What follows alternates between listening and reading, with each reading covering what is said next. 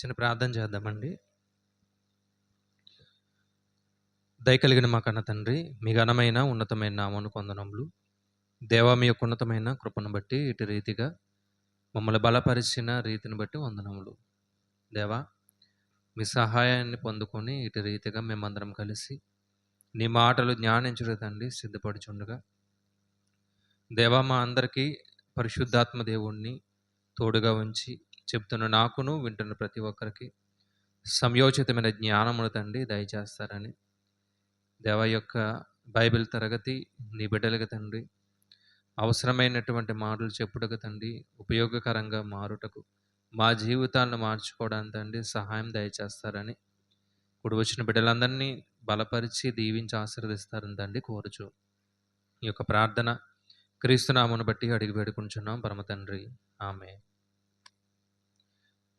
తండ్రి అయినటువంటి దేవునికి కృతజ్ఞతాస్తుతులు చెల్లిస్తూ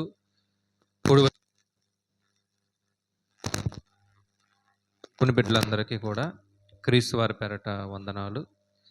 ముఖ్యంగా మరి ఈరోజుటి రీతిగా ఈ యొక్క బైబిల్ తరగతి, ఈ బైబిల్ స్టడీ అనేది ఏర్పాటు చేయడానికి సహాయం దయచేసినటువంటి దేవాది దేవునికి, అలాగే సంఘ కాపరి గారికి, వారి కుటుంబానికి దేవుని పేరట వందనాలు.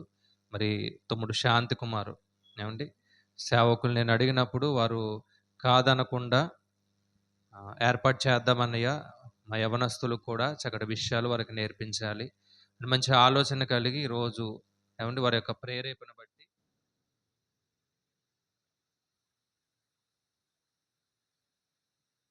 వినేటటువంటి ప్రయత్నం చేద్దాం. ఈరోజు మనం నేర్చుకునే అంశం ఏంటంటే సామెతల గ్రంథాన్ని ఎందుకు చదవాలి అనే దాని గురించి మనం మాట్లాడుకుందాం. ఏమండి సామెతల గ్రంథాన్ని ఎందుకు చదవాలి అనే విషయం గురించి నేను చాలా స్లోగానే చెప్తాను, మీకు అర్థమయ్యే రీతిగా. కాబట్టి జాగ్రత్తగా వినేటటువంటి ప్రయత్నం చేద్దాం. పరిశుద్ధ గ్రంథంలో రాయబడినటువంటి 66 పుస్తకాలు కూడా చాలా విలువైనవి.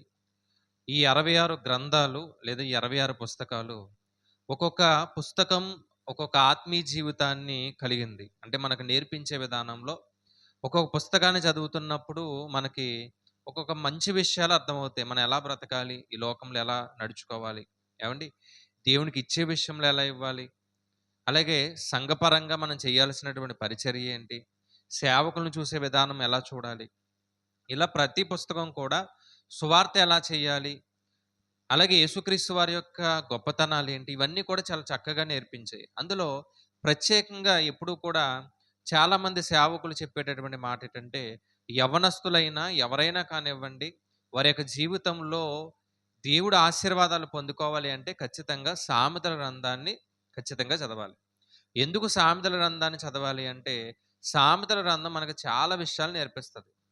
ఈ లోకంలో ఎలా బ్రతకాలి, ఈ లోకంలో ఎలా బ్రతకూడదు, దేవునితో మనం ఎలాంటి ఆత్మీయ జీవితాన్ని కలిగి ఉండాలి, ఏమండి ఎలాంటి ప్రేమ కలిగి ఉండాలి, ఎలాంటి విధేయత కలిగి ఉండాలి, ప్రతి విషయాన్ని కూడా ప్రతి మానవుడు ఎవరైనా కానివ్వండి, చదువుకున్న వారైనా చదువుకోలేని వారైనా ఎవరైనా కానివ్వండి, ప్రతి వ్యక్తికి కూడా అర్థం చేసుకునే రీతిలో రాయబడినటువంటి పుస్తకమే ఈ సామెతల గ్రంథం. అయితే దీన్ని ఎవరు రాశారు, ఎందుకు రాశారు, ఇలాంటి విషయాలు మనం చాలా జాగ్రత్తగా మనం ఆలోచన చేసుకుంటూ ముందుకెళ్దాం. ఏమండి నేను స్క్రీన్ మీద కూడా ఒక ఇమేజ్ వేస్తాను, మీరు చూడండి. దాన్ని చూస్తూ మనం మాట్లాడుకునే ప్రయత్నం చేద్దాం. ఏమండి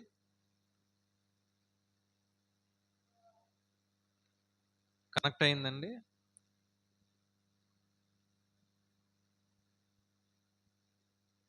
కనిపిస్తుందండి? కనిపిస్తుందా అందరికి? ఈ సామెతల గ్రంథాన్ని ఎవరు రాశారు అనే విషయాన్ని మనం ఆలోచన చేయగలిగితే, సాధారణంగా కీర్తన గ్రంథం చదువుతున్నప్పుడు కీర్తన గ్రంథాన్ని ఎవరు రాశారు అంటే మనం దావీదు గారు రాశారు అంటారు, అంతే కదా. దావీదు గారి కీర్తనలను మొదలు పెడతాం. ఎందుకంటే ఈ కీర్తన గ్రంథంలో 150 కీర్తనలో 75 కీర్తనలు దావీదు గారు రాసినవే, అందుకే దావీదు గారు అంటాం. అలాగే ఈ సామెతల గ్రంథం ఏదైతే ఉందో, ఈ సామెతల గ్రంథాన్ని ఎవరు రాశారు అనగానే మనకి ఎక్కువగా మైండ్లోకి వచ్చే పేరేంటి? సొలొమోను గారు. ఎందుకు సొలొమోను గారు అని మనం మొదలు పెడతాము అంటే, దాదాపుగా ఎక్కువ శాతం ఆయనే రాశారు. ఈ సామెతల గ్రంథాన్ని ఎవరు రాశారు? దాదాపుగా ఎక్కువ శాతం ఎవరు రాశారు అంటే సొలొమోను గారు రాశారు. ఒక మాట చూద్దాం ఆయన ఎంత జ్ఞానవంతుడో. రాజుల మొదటి గ్రంథంలో రాజుల మొదటి గ్రంథం 4వ అధ్యాయంలో ఆయన గురించి ఒక మాట ఉంది. రాజుల మొదటి గ్రంథం 4వ అధ్యాయంలో ఆయన ఎన్ని సామెతలు రాశారు, ఎన్ని కీర్తనలు రాశారు అనేది ఏమండి నేను తర్వాత ఇది కూడా షేర్ చేస్తాను. ఒకవేళ మీరు నోట్స్ రాసుకోకపోయినా పర్లేదు, మళ్ళీ షేర్ చేస్తాను, మీరు జాగ్రత్తగా రాసుకోండి. ఇక్కడైతే 4వ అధ్యాయము 32వ వచనంలో అతడు 3000 సామెతలు చెప్పాను, 1005 కీర్తనలు రచించాను. మొత్తం ఎన్ని రాశాడంట ఆయన? 3000 సామెతలు రాశాడు, 1005 కీర్తనలు రాశాడు ఆయన. అంటే ఆయన ఎంత జ్ఞానవంతుడు అంటే పైన చదువుతున్నప్పుడు ఐగుప్తు దేశుల కంటే, అలాగే ఈ ప్రపంచంలో ఉన్నటువంటి జ్ఞానులందరికంటే కూడా సొలొమోను గారు చాలా మహాజ్ఞాని అని రాయబడింది. ఎంత జ్ఞానవంతుడు అంటే ఆయన ముందు కానీ ఆయన తర్వాత కానీ ఎవరు కూడా అలాంటి గొప్ప జ్ఞానవంతుడు లేడంట. అంత జ్ఞానవంతుడు. ఆయన తర్వాత ఎవరైనా జ్ఞానవంతులు ఉన్నారు అంటే ఏమండి, యేసుక్రీస్తు వారు మాత్రమే ఉన్నారు, పౌలు గారు ఉన్నారు, అంతే, ఇంకెవరూ లేరు. అంత మహాజ్ఞాని. ఆయన జీవితంలో ఆయన చేసినటువంటి కొన్ని పొరపాట్లను బట్టి ఆయన జీవితాన్ని నాశనం చేసుకున్నట్టుగా మనకు అనిపిస్తుంది. సరే, ఆయన గురించి పక్కన పెడితే ఆయన ఎన్ని కీర్తనలు రాశాడు అంటే 1005 కీర్తనలు రాశాడు. కానీ పరిశుద్ధ గ్రంథంలో రాయబడిన కీర్తనలు 1 లేదా 2 కీర్తనలే. మనం చదువుతాం కదా, 127వ కీర్తన తెలుసు కదా. అలాగే 128వ కీర్తన కూడా ఆయనే రాశారు అనేది, అక్కడ పేరు లేకపోయినా ఆయనే రాశారు అనేది ఒక ఆలోచన ఉంది. అయితే మొత్తానికి దేవుడు లిఖించిన కీర్తనలు 2, 1005 కీర్తనలు రాసిన. అలాగే 3000 సామెతలు రాశారు. ఆ 3000 సామెతల్లో ఈ సామెతల గ్రంథంలో సుమారుగా రాయబడిన సామెతలు ఎన్ని అంటే సుమారుగా 800 నుండి 1000 సామెతలు మాత్రమే రాయబడ్డాయి. మొత్తం ఎన్ని అధ్యాయాలు? 31 అధ్యాయాల్లో ఎన్ని? 800 నుండి 1000, సుమారుగా 800 సామెతలు మాత్రమే రాయబడి. అయితే మనం ఈ రోజు నేర్చుకునే సామెతల గ్రంథంలో ఆయన ఎన్ని రాశాడు అనేది ఒకసారి మనం చూద్దాం. ఏమండి, ఈ మొదటి ఈ పరిచయంలో సామెతల గ్రంథంలో మొత్తం ఎన్ని అధ్యాయాలు ఉన్నాయి?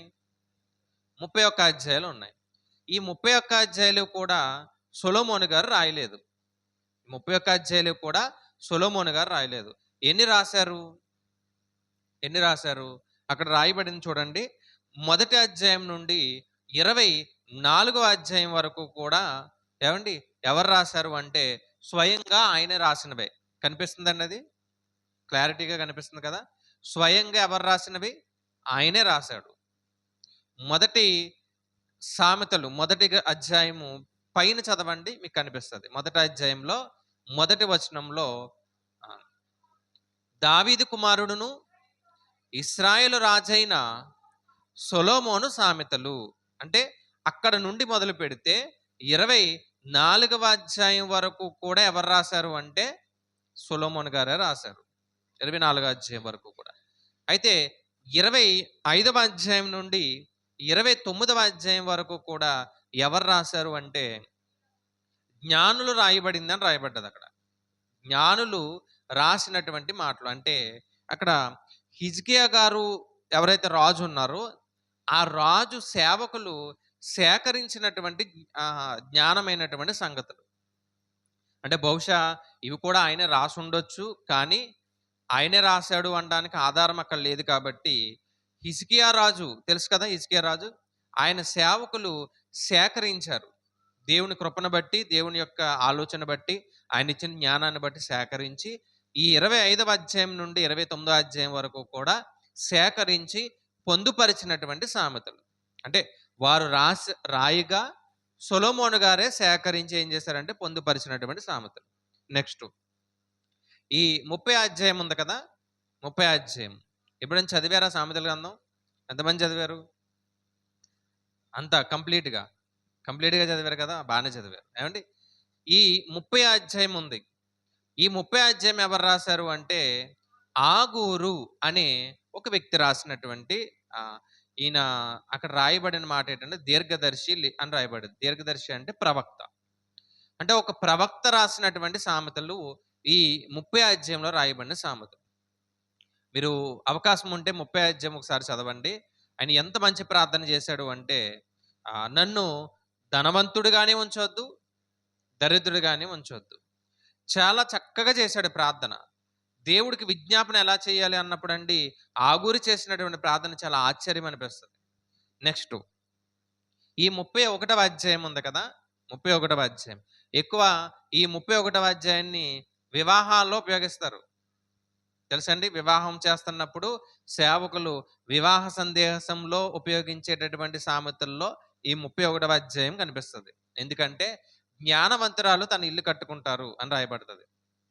ఆ! ఉదయమే లెగుస్తది అని కూడా, ఉదయం లేచంట తన ఇంటిని ఏం చేస్తది జ్ఞానవంతురాలు? చక్కపరుచుకుంటది. ఈ 31వ అధ్యాయం ఎవరు రాశారు అంటే, అక్కడ రాయబడింది చూడండి. ఎవరు రాశారు? లెమూయేలు. లెమూయేలు గారికి ఎవరు చెప్పారు? తన తల్లి బోధించినటువంటి జ్ఞానమంట. ఇందుకే ఈ లెమూయేలు ఎవరు అంటే, చాలా మంది చెప్పిన మాట ఏంటంటే, ఈ లెమూయేలు గారు ఎవరో కాదు సొలొమోను గారే అని చెప్పారు. అంటే బైబిల్‌లో ఎక్కడ ఆధారం లేదు. కానీ చరిత్రకారులు చెప్పినటువంటి మాట ఏంటంటే, ఈ లెమూయేలు ఎవరో కాదు సొలొమోను గారు. సొలొమోను గారి తల్లెవరు? చెప్పారు. గట్టిగా చెప్పాలి. ఏమండి సొలొమోను గారి యొక్క తల్లి ఎవరు అంటే బత్షెబ. అంటే ఈ తల్లి గారు సొలొమోను గారిని ముద్దుగా పిలుచుకున్నటువంటి పేరు లెమూయేలు అని చెప్పారు. అంటే బైబిల్‌లో ఎక్కడ ఆధారం లేదు కానీ యూదుల యొక్క మత పుస్తకాల్లో మాత్రం రాయబడింది. అర్థమైందండి? ఇక్కడి వరకు క్లారిటీ వచ్చిందా?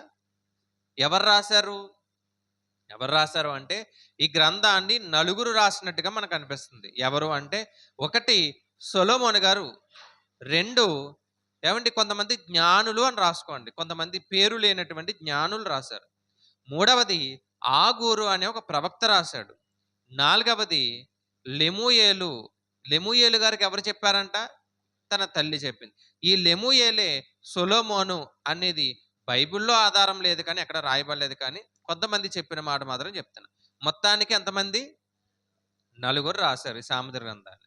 అర్థమైందండి? ఇది మొదటిది. రెండవది చూద్దాం. రెండవది ఈ సామెతల గ్రంథాన్ని ఎప్పుడు రాశారు? రచనా కాలం ఎప్పుడు రాశారు అంటే, క్రీస్తు పూర్వం 971 నుండి 931. 971 నుండి 31 అంటే ఎంతకాలం చెప్పగలరా? బాగా చెప్పారు. ఏమండి స్టూడెంట్స్ కంటే పెద్దోళ్ళే. ఆళ్ళకి లెక్కలు ఏంటంటే కొంచెం త్వరగా చెప్తారు. మనం ఏంటంటే కాలిక్యులేటర్ వాడతాం. వాళ్ళు వెంట వెంటనే చెప్తారు. సుమారుగా 40 సంవత్సరాలు. సొలొమోను గారి యొక్క పరిపాలన ఎంత? ఎంతండి? ఆయన పరిపాలన కూడా 40 సంవత్సరాలే.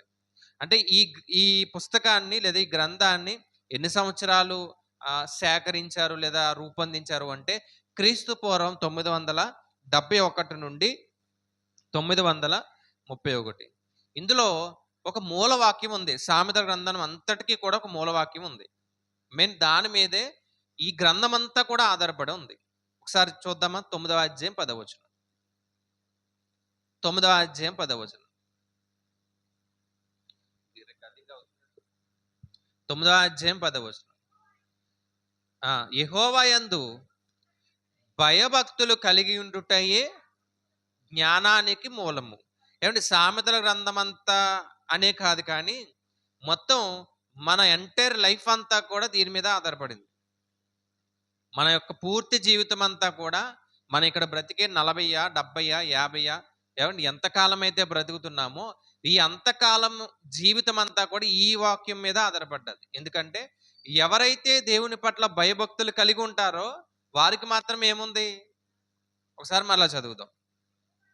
యెహోవా యందు భయభక్తులు కలిగి ఉండుటయే. నీకు జ్ఞానం కావాలి అంటే నీకు ఖచ్చితంగా దేవుని పట్ల ఏముండాలి? భయం ఉండాలి, భక్తి ఉండాలి. నీకు జ్ఞానము ఎంత అవసరము అనేది ఏమండి నీ వ్యక్తిగత జీవితం మీద ఆధారపడ్డది. నీకు జ్ఞానం కావాలంటే దేవుడు మాట చెప్పాడు. యాకోబు రాసిన పత్రిక చదువుతున్నప్పుడు, మీలో ఎవరికైనా జ్ఞానం కొదువుగా ఉంటే వాడు దేవుణ్ణి అడగండి అన్నారు. అంతే కదా? ఎవరిని అడగాలి? దేవుణ్ణి అడగాలి. ఇప్పుడు ఆ జ్ఞానం నీకు కావాలి అంటే నువ్వు దేవుణ్ణి అడుగుతావు. మరి దేవుడు నీకు ఇవ్వాలి అంటే దేవుడు నీలో కూడా ఏం చూడాలి? ఒక కండిషన్ ఉందంట.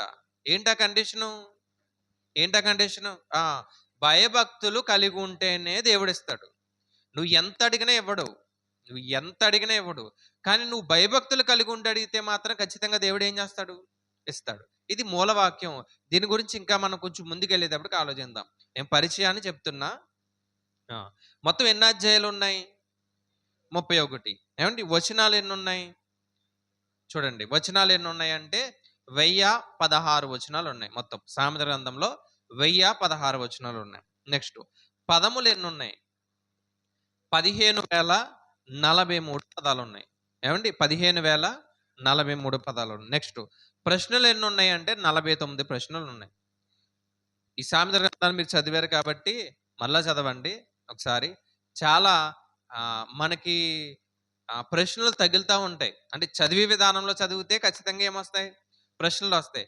సుమారుగా ఏంటంటే 49 ప్రశ్నలున్నాయి. నెక్స్ట్ దేవుడిచ్చినటువంటి వాగ్దానాలు ఎన్నున్నాయి అంటే 120 వాగ్దానాలు ఉన్నాయి. అంటే నువ్వు దేవుని పట్ల భయభక్తులు కలిగి ఉంటే నీకు దేవుడు చేసేటటువంటి మేలులు లేదా ఆశీర్వాదాలు ఏంటి అనేది చెప్పడానికి మొత్తం ఎన్నున్నాయంటే 120 వాగ్దానాలు సామెతల గ్రంథంలో పొందుపరిచారు.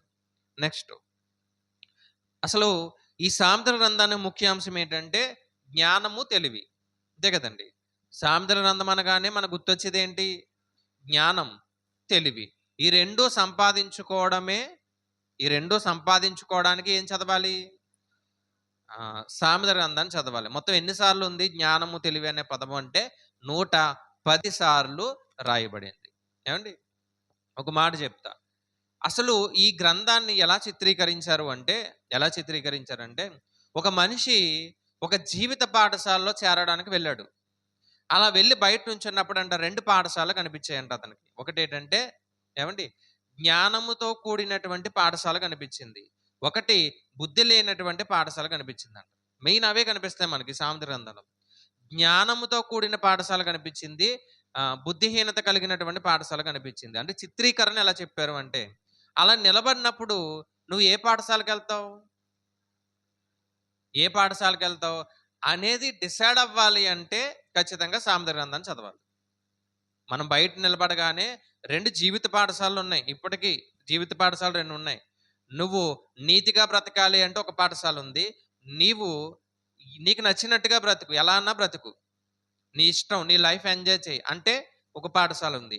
అయితే నువ్వు ఏ పాఠశాలకెళ్ళాలో కూడా చెప్పేది ఏది అంటే సామెతల గ్రంథం. అందుకే మెయిన్ ఏంటి? జ్ఞానము, తెలివి. ఇంకా చెప్పాలి అంటే ఈ సామెతల గ్రంథాన్ని చాలా చక్కగా రాశారు ఆయన సొలొమోను గారు. మొత్తం 4 రాశారని మాట్లాడుకున్నాం మనం. ఈ 4 కూడా చాలా చక్కగా రాశారు. ఎలా రాశారంటే ఒక మాట చెప్తా.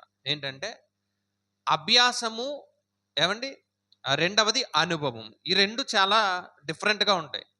అభ్యాసము, అనుభవం. అభ్యాసం వేరు, అనుభవం వేరు. ఒక వ్యక్తి తాగితే తన జీవితాన్ని పాడు చేసుకుంటాడు అని చెప్పడానికి అనుభవంలోకి వెళ్ళిన తర్వాత చెప్పేవారు కొంతమంది ఉన్నారు. 10 సంవత్సరాలు నేను తాగుతున్నానురా, మొత్తం బాడీ అంతా ఏమైంది? పాడైపోయింది. అంటే అనుభవం వచ్చిందా లేదా? అనుభవం వచ్చింది. అలా కాకుండా తాగితే నీ జీవితం పాడైపోతుందని సామెతల గ్రంథం చదివి తెలుసుకోవడమే అభ్యాసం. సొలొమోను గారు ఏం చెప్పారు అంటే ఆయన అనుభవించిన తర్వాత మనకు చెప్పిన మాట, నువ్వు అనుభవించకు, నువ్వు అభ్యాసము చెయ్యి అన్నాడు. మరి చదవండి సామెతల గ్రంథాన్ని. అభ్యాసము చెయ్యండి అన్నాడు. ఎందుకు అభ్యాసము అంటే నువ్వు అనుభవంలోనికి వెళ్లకుండా నువ్వు అభ్యాసం ద్వారా ఏం చేయాలి? తెలుసుకోవాలి. అర్థమైందండి? 4వ అధ్యాయము, 2వ అధ్యాయము ఏమండి లేదంటే 6వ అధ్యాయాలు చదువుతున్నప్పుడు జార స్త్రీల గురించి మాట్లాడాడు. వేష లోతైనటువంటి గొయ్య అని ఒక మాట ఉంది. నువ్వు అనుభవంలోకి వెళ్తే నీ జీవితం అక్కడ పాడైపోతుంది. అంతే కదండి. ఇప్పుడు వేశ్య దగ్గరికి వెళ్ళి నీ జీవితాన్ని పాడు చేసుకుని, నీ శరీర అవయవాలను పాడు చేసుకుని అనుభవం వచ్చిన తర్వాత చెప్పడం వేరు. వెళ్ళకుండానే ఏం చేయాలి? ఇక్కడ మనందరం ఇక్కడ కూర్చున్నాం కదా, ఇక్కడ కూర్చుని వాక్యం వింటున్నాం. ఇప్పుడు మన అనుభవంలోకి వెళ్ళి చెప్పట్లేదు. అంతే కదండి. అనుభవంలోకి వెళ్ళి చెప్పానా నేను? లేదు. మరి ఎలా చెప్పాను నేను? అభ్యాసం చేసి చెప్పాను. అభ్యాసం ఎలా చేశాను అంటే సామెతల గ్రంథాన్ని చదివి అవునా, ఇలా వెళితే నా జీవితం పాడైపోతుందని అభ్యాసం చేసి చెప్పాను. అదే ఈ సొలొమోను గారు మనకు నేర్పించే పాఠం ఏంటంటే, అనుభవంలోకి వెళ్ళి నువ్వు దేన్ని నేర్చుకోకు అన్నాడు. అందుకే ప్రసంగి గ్రంథం రాస్తూ చివరికి ఏమన్నాడు ఆయన? అంతా వ్యర్థము అన్నాడు ఆయన. అందుకే మీరు అనుభవంలోనికి వెళ్తే అంతా వ్యర్థమే. అనుభవంలోకి వెళ్ళకండి, అభ్యాసం చేసి అంతా వ్యర్థమే అని మీరు తెలుసుకోండి అన్నాడు. ఏమండి? ఇది రెండవది. ఇది మొదటిది, ఎవరు రాశారు అనేది ఇది మొదటిది. ఇది రచనా కాలము, ఎన్ని పదాలు ఉన్నాయి దాని గురించి. నెక్స్ట్ మూడవ దానికి వెళ్దాం. ఈ గ్రంథాన్ని మనకు ఎలా చదివితే అర్థమవుతుంది? గ్రంథ విభజన ఎలా చదివితే అర్థమవుతుంది? దీన్ని మనం ఒక 4 భాగాలుగా డివైడ్ చేద్దాం. ఫస్ట్ అధ్యాయాలు 4 భాగాలుగా డివైడ్ చేద్దాం. అంటే మీరు చదివినప్పుడు చాలా ఈజీగా ఈ పాయింట్ గుర్తుంటే మీకు చాలా ఈజీగా అర్థమవుతుంది. ఏ గ్రంథం? సామెతల గ్రంథం. సామెతల గ్రంథం అంతా కూడా 2 వాక్యాల్లోనే ఉంటదండి. 2 వాక్యాల్లో ఉంటది. ఎలా అంటే 15వ అధ్యాయం మొదటి వచనంలో మాట ఉంటది. మృదువైన మాట కోపాన్ని చల్లారుస్తది. నొప్పించు మాట కోపాన్ని అయిపోయింది అంతే. చాలా సింపుల్‌గా 2 పదాల్లో చెప్పేశాడు. చాలా సింపుల్‌గా 2 పదాల్లో మీరు ఎక్కడన్నా సామెత గ్రంథం చదువుతున్నప్పుడు మీకు కనిపించే మాటలు ఇవే.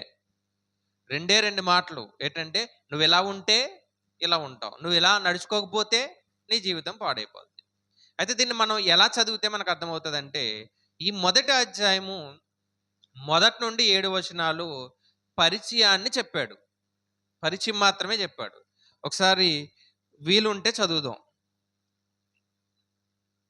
పరిచయాన్ని చెప్పాడాయన. సామెతల గ్రంథము కేవలం మొదటి 7 వచనాలు మాత్రమే చదువుదాం ఒకసారి.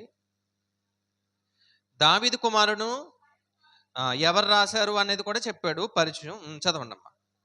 సొలొమోను సామెతలు జ్ఞానమును, ఉపదేశమును, అభ్యసించుటకును, వివేక సల్లాపలను గ్రహించుటకును, నీతి న్యాయ యథార్థలను అనుసరించుటకును, బుద్ధి కుశలత ఇచ్చు ఉపదేశం నందుటకును, జ్ఞానము లేని వారికి బుద్ధి కలిగించుటకును, యవ్వనులకు తెలివియు వివేచనయు పుట్టించుటకును తగిన సామెతలు.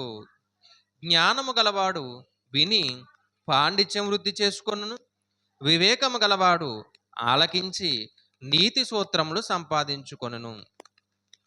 వీటి చేత సామెతలను, భావసూచక విషయములను, జ్ఞానుల మాటలను, వారు చెప్పిన గూఢవాక్యములను జనులు గ్రహించుదురు. యెహోవా యందు భయభక్తులు కలిగి ఉండుట తెలివికి మూలము. మూర్ఖుల జ్ఞానమును ఉపదేశమును తిరస్కరించు. ఏం చెప్పాడు అంటే, నువ్వు సామెతల గ్రంథం ఎందుకు చదవాలి చెప్పాడు. వివేచన రావాలి అంటే సామెతలు చదవాలంట. జ్ఞానం రావాలి అంటే సామెతలు చదవాలంట. నీ జీవితం బాగుండాలంటే ఏం చదవాలి? సామెతలు చదవాలంట. నీ మూర్ఖత పోవాలంటే ఏం చదవాలి? సామెతలు చదవాలి. ఈ 7 వచనాల్లో ఆయన ఏం చెప్పాడు అంటే, జ్ఞానానికి ఆరంభము అని రాశాను చూడండి. జ్ఞానానికి ఆరంభం అంటే కేవలం పరిచయం మాత్రమే 7 వచనాల్లో ఉంది. మొదటి నుండి 7 వచనాల్లో. నెక్స్ట్ మొదటి అధ్యాయము 8వ వచనం నుండి 9వ అధ్యాయము 18 వచనాలు ఉన్నాయి. 9వ అధ్యాయం వరకు కూడా యవనస్తులు మీరు ఎలా ఉండాలి, తల్లిదండ్రుల పట్ల ఎలాంటి విధేయత కలిగి ఉండాలి, తల్లిదండ్రులు చెప్పే మాట ఎలా వినాలి, ఏమండి మీ లైఫ్ని ఎలా లీడ్ చేయాలి అనేది ఈ 8వ వచనం నుండి 9వ అధ్యాయం వరకు కూడా ఉంది. దాంట్లో వివాహం ఎందుకు చేసుకోవాలి ఉంది, జారత్వానికి దూరంగా ఎలా ఉండాలి ఉంది. ఏమండి 6వ అధ్యాయంలో ఒక మాట ఉంటుంది, సోమరి ఎక్కడికి వెళ్ళాలి? చీమల దగ్గర. మనకే చెప్పాడు, యవనస్తులకే, పెద్దోళ్ళకి ఏం కాదు. అంటే అందరికీ సంబంధించింది మనం డివైడ్ చేయగలిగితే యవనస్తులు ఎలా ఉండాలి అని చాలా చక్కగా చెప్పాడు. చాలా మంది తల్లిదండ్రులకి విధేయత చూపించరు. ఏమంటే వారిని కొట్టేవారు ఉన్నారు, తిట్టేవారు ఉన్నారు, అవమానపరిచేవారు ఉన్నారు, వారు చెప్పిన మాటలు ఏం చేస్తారు? పక్కన నెట్టేసేవారు ఉన్నారు. ఏమండి అందుకే మీరు ఈ 9 అధ్యాయాలు చదువుతున్నప్పుడు మాట ఉంటుంది ఏంటంటే, నీ తల్లి చెప్పే ఉపదేశాన్ని తృణీకరించుకో అంటాడు, నీ తండ్రి చేయి ఉపదేశాన్ని త్రోసివేయకు అంటాడు. ఎందుకన్నాడు? ఎవరికి చెప్పాడు అంటే, తల్లిదండ్రులు చెప్పే మాటలు, పెద్దలు చెప్పే మాటలు, కాపరి చెప్పే మాటలు, సేవకులు చెప్పే మాటలు త్రోసివేయకండి. యవనస్తులారా మీ బలాన్ని పాడు చేసుకోకండి అన్నాడు. యవనస్తుల యొక్క బలాన్ని పాడు చేసుకోకండి. యవనస్తులకంట బలము అలంకారం అని రాయబడింది. తెలుసా మాట? యవనస్తులకి అలంకారం ఏది? మన బలమేనంట. మన బలమే మనకు అలంకారం అని రాయబడింది. కాబట్టి యవనస్తుల గురించి ఎక్కడుంది? 8వ వచనం నుండి 9వ అధ్యాయం వరకు. నెక్స్ట్ 10వ అధ్యాయం నుండి 24వ అధ్యాయం వరకు కూడా, 24వ అధ్యాయం వరకు కూడా. ఏమండి? ఒకవేళ రాసుకోకపోయినా నేను మరలా ఇస్తాను, మీరు క్లియర్గా రాసుకుందరు. 24వ అధ్యాయం వరకు కూడా ఏముంది అంటే అందరి కొరకు చెప్పాడు. అంటే చిన్నపిల్లలు ఎలా ఉండాలి చెప్పాడు, యవనస్తులు ఎలా ఉండాలి చెప్పాడు, నాయకులు ఎలా ఉండాలి చెప్పాడు. అంటే నాయకుల కంటే విశ్వాసులని మాట్లాడదాం. ఏమండి? విశ్వాసులు అనడం కంటే అసలు ప్రపంచంలో ఉన్నవారు ఎలా ఉండాలో చెప్పారు. అర్థమైందండి? ప్రపంచంలో ఉండే మనిషి 23వ అధ్యాయంలో తాగుబోతుల గురించి ఉంది. చదివారు ఎప్పుడన్నా? తాగుబోతులు తాగిన తర్వాత ఎక్కడ పడుకుంటాడో వాడికే తెలియదంట.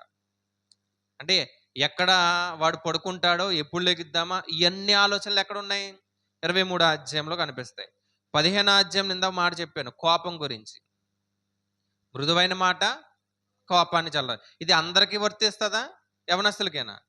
22వ అధ్యాయంలో మాట ఉంటుంది ఏంటంటే, బాలుడు నడవలసిన త్రోవను, బాలుడు అంటే యవనస్తుల కంటే చిన్నవాడు. అంటే బాలుడు ఎలా ఉండాలి అనేది కూడా, అంటే అందరి కొరకు రాయబడిన మాట ఏది అంటే, ఇందాక యవనస్తులకి అలంకారం ఏది?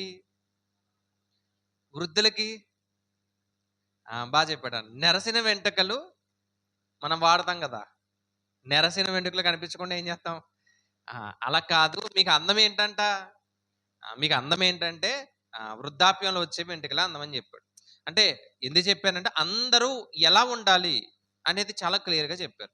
నెక్స్ట్ 25వ అధ్యాయం నుండి 31వ అధ్యాయం అంటే చివరి అధ్యాయం వరకు కూడా నాయకులు ఎలా ఉండాలి, అధిపతులు ఎలా ఉండాలి, రాజులు ఎలా ఉండాలి, వీటి గురించి చెప్పాడు. నాయకులు అనగానే మరలా బయట నాయకులు అనుకోకండి. ఇందా 31వ అధ్యాయం చదువుతున్నప్పుడు స్త్రీ గురించి చాలా చక్కగా మాట్లాడాడు. గుణవతి అయిన భార్య దొరుకుట ఏమండి తెలుసు కదా. అలా మాట్లాడుతూ లెమూయేలు గారి యొక్క తల్లి బోధించిన మాట ఏంటంటే, ఏమని చెప్పారంటే, ఒక స్త్రీ తన కుటుంబాన్ని ఎప్పుడు కాపాడుకుంటుందంటే ఉదయమే లేచి తన పనులు చక్కబెట్టుకుని తన ఇంటి వారి యొక్క నడతలు ఏం చేయాలి? బాగుగా కనిపెడితే అప్పుడు తన ఇంటిని చక్కగా కాపాడుకున్నట్టు. చాలా చక్కగా చెప్పాడు ఆయన. మీరు చదవండి 31వ అధ్యాయం అంతా. ఒక స్త్రీ ఎలా ఉండాలి అంటే, కుటుంబానికి నాయకురాలు ఎవరు? స్త్రీలే కదండి. హోమ్ మినిస్టర్ అంటాం కదా. ఏమంటే వాళ్ళే, అంతే కదా. యజమానురాలు. ఒక యజమాని ఎలా ఉండాలి, ఒక యజమానురాలు ఎలా ఉండాలి, ఒక సంఘ కాపరి ఎలా ఉండాలి, బయట ఉండే నాయకులు ఎలా ఉండాలి, అంటే లోకంలో ఉండే నాయకులు ఎలా ఉండాలి, వీటన్నిటి గురించి కూడా రాయబడినటువంటి అధ్యాయాలు ఏది? 25 నుండి 31. మీరు ఇలా చదివితే మీకు చాలా క్లారిటీ వస్తుంది. అర్థమైందండి? మొదటి అధ్యాయం 1 నుండి 7 వచనాలు ఏముంది? పరిచయం, అసలు ఎందుకు అనేది. రెండవది 8వ వచనం నుండి 9వ అధ్యాయం వరకు కూడా యవనస్తుల గురించి ఉంది. మూడవది 10 నుండి 24 వరకు కూడా అందరి కొరకు, మొత్తం అందరి కొరకు రాయబడింది. 25 నుండి 31 వరకు నాయకులు, రాజులు, అధిపతులు అందరి గురించి రాయబడిన మాట. అర్థమవుతుంది నేను చెప్పేది? క్లారిటీగానే ఉందా? ఓకే. ఏమండి? నెక్స్ట్ అసలు ఈ గ్రంథం యొక్క విశిష్టత మాట్లాడదాం. ఫస్ట్ ఈ పక్కన ఉంది కదా, విశిష్టత ఏంటంటే అసలు గ్రంథం విశిష్టత. ఇందాక ఒక చిత్రీకరణ చెప్పాను కదా, దాంట్లో బయట మనకి 2 పాఠశాలలు కనిపిస్తాయి అన్నాను కదా. అలాగే ఈ గ్రంథాన్ని ఎలా పోల్చారు అంటే వెలుపటి ఆవరణంతో పోల్చారంట సామెతల గ్రంథాన్ని. వెలుపటి ఆవరణం తెలుసా? వెలుపటి ఆవరణం తెలుసా? తెలుసా అండి? దగ్గర ఫోటో లేదు కానీ వెలుపటి ఆవరణం అంటే ప్రత్యక్ష గుడారంలో అతి పరిశుద్ధ స్థలము, పరిశుద్ధ స్థలము, వెలుపట ఆవరణం ఉంది. ఇప్పుడు ఈ బయట నుండి మరలా లోపల గంగాలం ఉంటుంది, బలిపీఠం ఉంటుంది. అంటే కాళ్ళు కడుక్కునే కదా లోపల రావాలి. ఇప్పుడు వెలుపట ఆవరణంలో ఎవరున్నారు? వెలుపట ఆవరణంలో ఎవరున్నారు? ఇప్పుడు మీకు ఇంకా క్లారిటీగా చెప్తాను. ఇప్పుడు ఇది అతి పరిశుద్ధ స్థలం అనుకోండి, ఇక్కడ లేవీయులు, యాజకులు ఉంటారు. ఇది పరిశుద్ధ స్థలం అనుకోండి, ఇక్కడ ఎవరు ఉంటారు? ఇక్కడ కూడా కొంచెం పరిశుద్ధులే ఉంటారు. వెలుపట ఆవరణం అంటే ఇంకా బయట వారు ఉంటారు, అంతే కదా. బయట వారు ఉంటారు, వాళ్ళు కూడా ఇశ్రాయేల్లో ఉండేవారు. ఇప్పుడు ఆ బయట ఉన్నటువంటి వ్యక్తి ఎక్కడికి రావాలి? లోపలికి రావాలి. బయట ఉన్న వ్యక్తి లోపలికి రావాలి అంటే ఏం చేయాలి అనేది సామెతల గ్రంథం చెప్పింది. అంటే లోకంలో ఉండే ఒక వ్యక్తి దేవునిలోనికి రావాలి అంటే నువ్వు ఎలా నడుచుకోవాలి? లోకంలో నువ్వు మనుషులతో ఎలా నడుచుకోవాలి? లోకంలో ఉన్నటువంటి వ్యక్తి నువ్వు ఎక్కడికి రావాలి ఇప్పుడు? పరిశుద్ధ స్థలానికి రావాలంటే నువ్వేం చేయాలి? అని చెప్పిన పుస్తకమే సామెతల గ్రంథం. అంటే దీన్ని ఎలా పోల్చారు? వెలుపటి ఆవరణం. వెలుపటి ఆవరణంలో అందరూ బయట వారే కదా ఉంటారు. లోపలికేమి రారు కదా! అంతే కదండీ! అలాగే ద్వారపాలకులుంటారు, కాపలా కాసేవారు అందరూ ఉంటారు. వీళ్ళందరూ బయటున్నారు. బయటున్నప్పుడు నువ్వెలా ఉండాలి? ఆ బయటున్న వ్యక్తి ఒకవేళ అన్యుడనుకుంటే, ఆ అన్యుడు దేవుని దగ్గరికి రావాలంటే ఏం చేయాలి? అనేది ఈ గ్రంథం చాలా క్లారిటీగా చెప్పింది. రెండో పాయింట్. ఈ గ్రంథం చదివితే తన కాళ్ళ మీద నిలబడినట్టు ఉంటదంట. కాళ్ళ మీద నిలబడ్డం అంటే? కాళ్ళ మీద నిలబడ్డం అంటే? కీర్తన గ్రంథం దావీదు గారు రాశారని మాట్లాడుకున్నాం కదా! కీర్తన గ్రంథం చదువుతున్నప్పుడు దాన్ని ఎలా ఉద్దేశించారు అంటే, మోకాళ్ళ మీద ఉన్నట్టు అనిపిస్తదంట. కీర్తన గ్రంథం చదివితే మోకాళ్ళ మీద ఉన్నట్టు అనిపిస్తది. మోకాళ్ళ మీద ఉండడం అంటే నా ఉద్దేశం ఏంటంటే 120వ కీర్తనలో ప్రార్థన గురించి రాశారు. తీయాల్సిన పని లేదు కానీ 120వ కీర్తనలో ప్రార్థన గురించి రాశారు. అలాగే దావీదు గారు 51వ కీర్తన అనుకుంటూ రాసినప్పుడు నేను పాపంలో ఉన్నాను ప్రభువా నన్ను కడుగు, నాలో ఉన్నటువంటి పరిశుద్ధాత్మను నువ్వేం చేయకు, తీసేయకయ్యా అని మోకరించి ప్రార్థన చేశాడు. అంటే కీర్తన గ్రంథం చదువుతున్నప్పుడు అయ్యా నేను పాపాత్మున్నయ్యా నన్ను క్షమించయ్యా అని మోకరించి ఎవరిని అడుగుతాం? దేవుణ్ణి అడుగుతాం. అయితే సామెతల గ్రంథం చదువుతున్నప్పుడు ఏమనిపిస్తుంది అంటే ఎలా నిలబడాలో చెప్తుంది. అక్కడ రాసని చూడండి. ఈ గ్రంథము చదివితే తన కాళ్ళ మీద నిలబడినట్టు. అంటే ఒక మనిషి ఏమండి లోకంలో అయినా మందిరంలోనైనా మీరు చేసుకునే పనుల్లోనైనా మీరు ఎలా నిలబడాలి, ఎలా దాన్ని జయించాలి, ఎలా రాజీ పడలేనటువంటి జీవితం ఎలా కొనసాగించాలి అంటే నా కాళ్ళ మీద నేను నిలబడాలి అంటే ఆత్మీయంగా. బయట కూడా అదే కదా చెప్తాం. నా కాళ్ళ మీద నేను నిలబడతాను, నాకు ఆ ధైర్యం ఉందంటాం కదా, అంటే పనులు చేసుకుంటూ. ఆత్మీయంగా నా కాళ్ళ మీద నేను ఎలా నిలబడాలో ఈ గ్రంథం నాకు చాలా బాగా నేర్పిస్తుంది. మూడవ పాయింట్ ఏంటంటే ఈ గ్రంథంలో మెయిన్ ఎవరు కనిపిస్తారు? ఇద్దరే కనిపిస్తారు. ఒకటి బుద్ధిహీనులు, రెండు జ్ఞానులు అంతే. బుద్ధిహీనులు ఎలా ఉండాలో ఎలా ఉన్నారో చెప్పారు. జ్ఞానులు ఎలా ఉండాలో చెప్పారు. ఈ పక్కన ఉద్దేశం అని రాశాను చూడండి. ఉద్దేశం ఏంటి? దీని యొక్క ఉద్దేశం అంటే కనిపిస్తుందండి, ఆ పక్కన ఉంది ఉద్దేశం. మానవుడు జ్ఞానాన్ని ఎలా పొందుకోవాలి? దాని ఉద్దేశం ఏంటంటే సామెతల గ్రంథం ఉద్దేశం మానవుడు జ్ఞానాన్ని ఎలా పొందుకోవాలి? ఎలా పొందుకోవాలి? ఎలా పొందుకోవాలి? వినుట వలన విశ్వాసం వస్తుంది. ఏం వినాలి? క్రీస్తుని కూర్చున్నటువంటి వాక్యం వినాలి. విన్న తర్వాత ఇంతకు మాట చెప్పాను కదా నేను, అభ్యాసం చేయాలి. అభ్యాసం చేయడం అంటే ఇంకా క్లారిటీ చెప్పాలంటే నెమరు వేసుకుంటా ఉండాలి. దుష్టుల ఆలోచన చొప్పున నడవక, పాపుల మార్గం నిలవక, అపహాసులు కూర్చుండే చోట కూర్చుండక అని చెప్పి దివారాత్రము యెహోవా గ్రంథాన్ని ఏం చేయాలి? ధ్యానించడం అంటే 24 గంటలు ఎవరు చదువుతారు బైబిలు? దివారాత్రం అంటే 24 గంటలే కదా! 24 గంటలు ఎవరైనా చదువుతారా బైబిలు? చదవరు. మరి 24 గంటలు చదవమనే కదా అని చెప్తున్నాడు? కాదు. 24 గంటలు చదవమని చెప్పట్లేదు ఆయన. నువ్వు ఈ రోజు విన్న వాక్యమైనా, చదివిన వాక్యమైనా 24 గంటలు నువ్వేం చేయాలి? నెమరు వేయాలంట. బూతులు మాట్లాడకూడదు, నెమరు వేయాలి. కోపం ఉండకూడదు, నెమరు వేయాలి. అసూయ మాటలు రాకూడదు, నెమరు వేయాలి. తల్లిదండ్రులు సన్మానించాలి, ఏం చేయాలి? నెమరు వేయాలి. ఏమండి? పెద్దల్ని ఏం చేయాలి? గౌరవించాలి, నెమరు వేయాలి. తల్లిదండ్రులు అంటే మన తల్లిదండ్రులు అనుకుంటాం. అంతే కదండి. మన పాయింట్స్ అన్నీ ఎలా ఉంటాయంటే తల్లిదండ్రులు అంటే మా తల్లిదండ్రులే.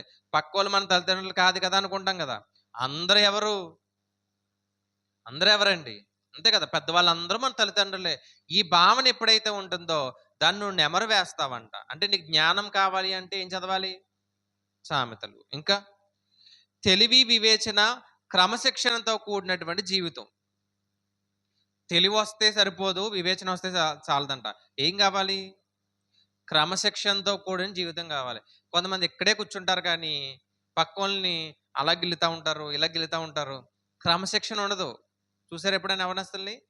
చాలా సంఘాలు మీరు చాలా చక్కగా కూర్చున్నారు కానీ కొన్ని సంఘాల్లో బయట కూర్చుంటారు. ఇక్కడ సంఘ కాపురి వాక్యం చెప్తుంటే బయట బండి మీద కూర్చుంటాడు. కూర్చుని ఏలియా గారి గురించి నాకు తెలీదా అంటాడు. ఎలీషా గారి గురించి నాకు తెలీదా అంటాడు. నీకు తెలిసేమో, కానీ నీకేం లేదు, క్రమశిక్షణ లేదు. క్రమశిక్షణ అంటే ఉద్దేశం ఏంటంటే, ఏమండి, మనం స్కూల్కి ఏ టైంకి వెళ్తాం? ఏ టైంకి వెళ్తాం? 9 అంటే 9:15 గంటలకు ఉంటాం లేదా? ఫస్ట్ బెల్ల కొట్టక ముందే ఉంటాం. అవసరమైతే బెల్ల కొట్టి ఆయన రాకముందే ఉంటాం మనం. కానీ మందిరానికి మాత్రం ఎప్పుడు వస్తాం? అదే క్రమశిక్షణతో కూడిన జీవితం అంటే. ఆ జీవితాన్ని నువ్వు ఎలా గడపాలో చెప్పేదే సామెతల గ్రంథం. నెక్స్ట్ ఇంకా చూద్దాం. నీతి న్యాయము యథార్థమైనది చేయుట. అంటే చాలా మందికి వాక్యం వింటారు కానీ నీతిగా ఎలా బ్రతకాలో తెలీదు. న్యాయంగా ఎలా బ్రతకాలో తెలీదు. తెలుసా అండి? న్యాయంగా ఎలా బ్రతకాలో తెలియదు. చాలా మంది మనుషుల్ని మోసం చేస్తూ బ్రతుకుతారు. మనుషులు ఏం చేస్తారు? మోసం చేస్తూ బ్రతుకుతారు. నువ్వు మోసం చేస్తే నీ జీవితం పాడైపోద్దని చెప్పిన గ్రంథమే సామెతల గ్రంథం. నెక్స్ట్, అనుదినము దైవిక జ్ఞానమును అవలంబించాలి. అలాగే నైతిక విలువలు సూత్రాలు ఉండాలి. వాల్యూస్ అంటాం, అంతే కదండి. ఇంకేమంటారు? ఎథిక్స్ అంటారు కదా. మాకు ఎంబీఏలోనో డిగ్రీలో అనుకుంటా ఎథిక్స్ అని ఒక సబ్జెక్ట్ ఉంటుంది. ఉందండి ఇప్పుడు. అంటే నైతిక విలువలు అనేవి చాలా ప్రాముఖ్యం. ఆ నైతిక విలువలు నీకు రావాలి అంటే నువ్వు బైబిలే చదవాలి. బైబిల్కి మించి బయట ఏం చదివినా నీకు రాదు, నీకు అర్థం కాదు. బైబిల్ చదివితేనే నీకేమొస్తుంది? నైతిక విలువలు వస్తాయి. ఏమండి, నెక్స్ట్ పాయింట్కి వెళ్దాం మనం. నెక్స్ట్ పాయింట్లో ఇందాక గ్రంథ విభజన చెప్పాను కదా. ఎలా చెప్పాను అంటే వచనాల ప్రకారం చెప్పాను. ఇంకొక 2 స్లైడ్స్ ఉన్నాయి అంతే అండి. వచనాల ప్రకారం చెప్పాను. ఇది అంశాల వారీగా గ్రంథ విభజన. అక్కడ పరిచయము, యవనస్తుల గురించి, అలాగే అందరి గురించి, నాయకుల గురించి అని చెప్పు. ఇది అంశాల వారీగా గ్రంథ విభజన. ఎలా అంటే 4 పాయింట్స్ ఉన్నాయి ఇక్కడ. 1, వ్యక్తిగత జీవితంలో నువ్వు ఎలా ఉండాలి. 2, కుటుంబ జీవితంలో నువ్వు ఎలా ఉండాలి. 3, సామాజిక జీవితంలో నువ్వు ఎలా ఉండాలి. 4, నైతిక జీవితంలో నువ్వు ఎలా ఉండాలి. ఈ 4 కదా మన జీవితంలో ఉంటాయి, అంతే కదండి. వ్యక్తిగతంగా నీకంటూ ఒక ఆలోచన ఉంటుంది. కుటుంబంలో నీకంటూ ఒక ఆలోచన ఉంటుంది. బయట నువ్వు వర్క్ చేస్తావు కదా, వ్యాపారము, ఉద్యోగాలు చేస్తావు కదా, అక్కడ సామాజికంగా నీకంటూ ఒక ఆలోచన ఉంటుంది. అలాగే నైతిక పరమైనటువంటి జీవితం అంటే ఆత్మీయంగా నీకంటూ ఈ 4 కూడా లీడ్ చేయాలి. దేవుడి మాటల ప్రకారమే లీడ్ చేయాలి. అర్థమైందండి? వ్యక్తిగతంగా దేవుడికి నచ్చాలి, కుటుంబంగా దేవుడికి నచ్చాలి. నువ్వు పనులు చేసుకుంటున్నావు కదా, బయట ఎవరు చూడరు అనుకోకండి, దేవుడు చూస్తాడు. సామాజికంగా దేవుడికి నచ్చాలి, అలాగే ఆత్మీయంగా నచ్చాలి. ఇందులో నేను 4 చెప్పను కానీ ఇది ఒక్కటి రోజు మాట్లాడతాం. ఏమండి?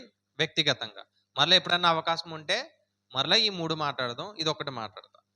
వ్యక్తిగతంగా నీ జీవితం ఎలా ఉండాలి. ఈ నేను చెప్పే 5 పాయింట్స్ మీ లైఫ్లో ఉంటే దేవుడు ఖచ్చితంగా మిమ్మల్ని మెచ్చుకుంటాడు. ఈ 5 పాయింట్స్ చాలా ఇంపార్టెంట్. మన లైఫ్ అంతా కూడా, మన ఎంటైర్ లైఫ్ అంతా కూడా ఈ 5 పాయింట్స్ మీద ఆధారపడ్డది. మొదటిది ఏంటంటే మనకు మంచి పేరు ఉండాలి. ఉందా మంచి పేరు? వ్యక్తిగతంగా చెప్తున్నా. సుగంధ తైలము కంటే మంచి పేరు మేలంట. నువ్వు ఎంత సెంటు కొట్టుకున్నా, పోయిన వారం చెప్పాను నేను, ఎంత సెంటు కొట్టుకున్నా వేస్టే, అంతే కదండి. ఒక 24 గంటల సెంటు వస్తుంది, అది ఏమైపోద్ది? 10 గంటలు వస్తుందేమో, గట్టుకు వస్తే 12 గంటలు వస్తుంది. వాళ్ళు 24 గంటలు రానివ్వండి, కానీ దానికంటే మంచి పేరు ఉందా మనకి? పలానా వ్యక్తి అండి చాలా మంచివాడండి. ఇక్కడ రిఫరెన్స్ రాశాను చూడండి, 22వ అధ్యాయం 1వ వచనంలో, గొప్ప ఐశ్వర్యము కంటే మంచి పేరు కోరదగినది. అలాగే 10వ అధ్యాయం 7వ వచనంలో కూడా ఇది చనిపోయినప్పుడు మాట్లాడతాం. ఏ కూడిక? ఆదరణ కూడిక, జ్ఞాపకార్థ కూడిక మాట్లాడతాం కదా.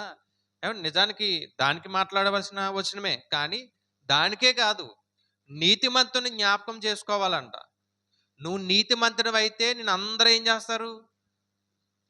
మనకు ఉందా అండి మంచి పేరు? మంచి పేరు ఉందా మనకి? ఏమండి, చాలామంది అప్పుడప్పుడు స్టేటస్ పెడతారు కదా. ఏమండి, స్టేటస్ పెడతారు కదా.